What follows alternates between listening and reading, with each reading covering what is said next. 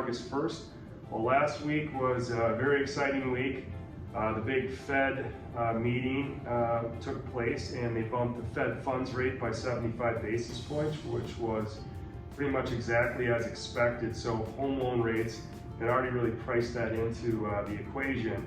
And actually the stock market even rallied quite a bit last week too, which makes you wonder why that would be the case, but it really comes down to inflation expectations. If the Fed's a little stronger on inflation, it might cause some pain short term, but it should bring down the inflation rates and hope for some better economic activity down the line.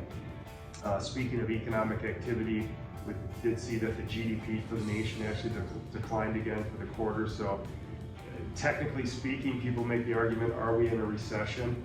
Using that metric, you could say yes. But again, we have historically low unemployment, which is not something you typically see in a recession. And you wouldn't see this high demand for goods and services in a recession. So we have all these different forces that are kind of swirling together. Everybody's trying to get a handle on what's going on. But as far as mortgage rates go, they're kind of looking that inflation will be coming down, and they're pricing off of that. And again, we're seeing some nice rates that we haven't seen since back in April. So we're hoping that those trends will continue. There was an inflation report that came out on Friday, the personal consumption expenditure, the PCE, a big inflation report the Fed looks at. That was still pretty hot, so there hasn't been real strong signs yet that inflation's dissipating. But again, after this most recent Fed move, investors in the capital markets are banking that we're going to see some improvement here going forward. So stay tuned. This week, Friday, the jobs report comes out. Will we finally see a little bit of a slowdown in all this hiring?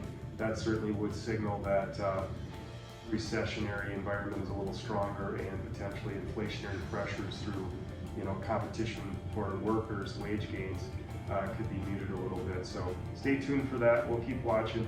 Have a great week.